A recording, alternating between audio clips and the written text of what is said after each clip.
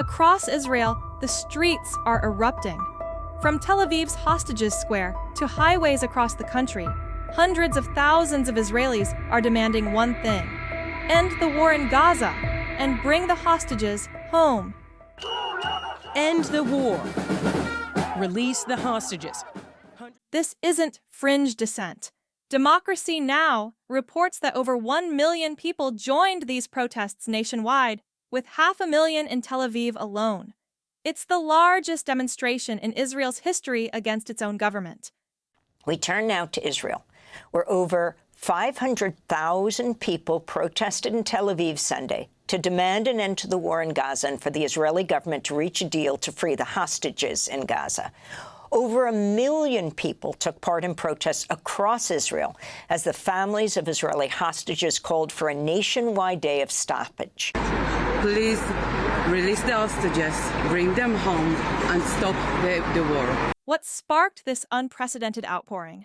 Prime Minister Netanyahu has unveiled plans to occupy Gaza City, a move critics say will deepen a war already in its 22nd month.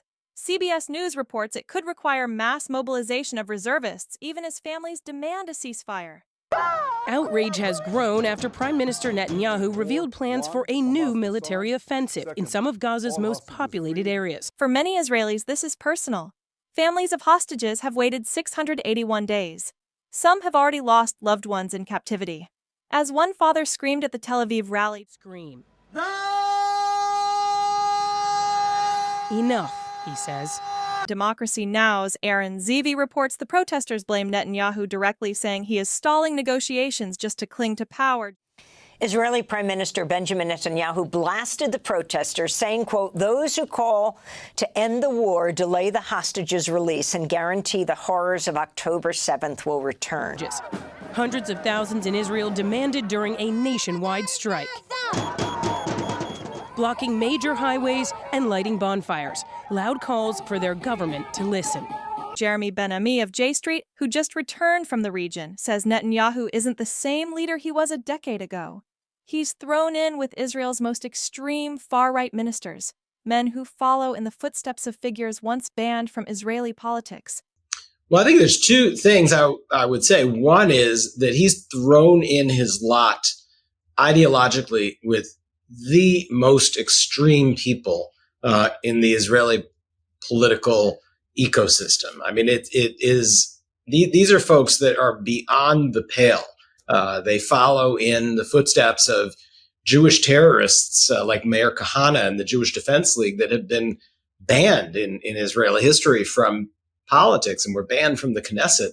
And the ideological heirs of Meir Kahane are now running ministries in the Netanyahu government. And Netanyahu is personally responsible for ensuring their essential role. He had other options for how he could have formed a government. He had other options for how he could have maintained his power. But this is the way that he chose to go. So it's not just that he's learned from Trump tactically and how to message and how to divide people. That's a whole, and how to use the communications of 2025. That's a whole piece of it that's separate from the ideological. Netanyahu has just moved way to the right, and it's not just way to the right; it's to an extreme fringe of the right. And this is, to my mind, it's beyond the pale of anything that we've seen in the U.S.-Israel relationship before. And there's an American angle.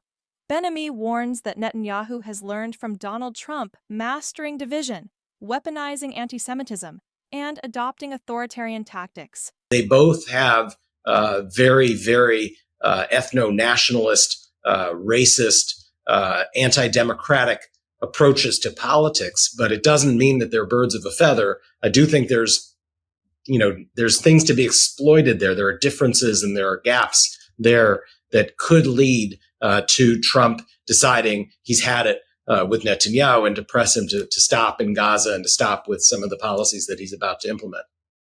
So, when protesters say Netanyahu is sacrificing both Israelis and Palestinians for his own survival, this is what they mean.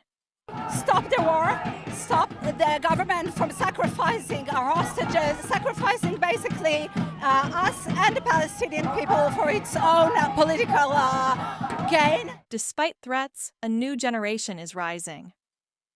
democracy. Now highlighted young Israelis willing to go to jail rather than serve in what they call a genocidal war. Today I'm going to show up at the draft office and declare that I refuse to serve in an army that's committing genocide, and for that I will probably be sent to military jail. This weekend, over 1 million Israelis sent Netanyahu a message. Stop the war, bring the hostages home.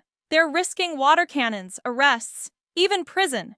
But they know what too many in power refuse to admit: the war is not making Israel safer. It's tearing the country apart. Do you think Netanyahu can survive this pressure? Drop your thoughts below and hit subscribe so you don't miss the next update.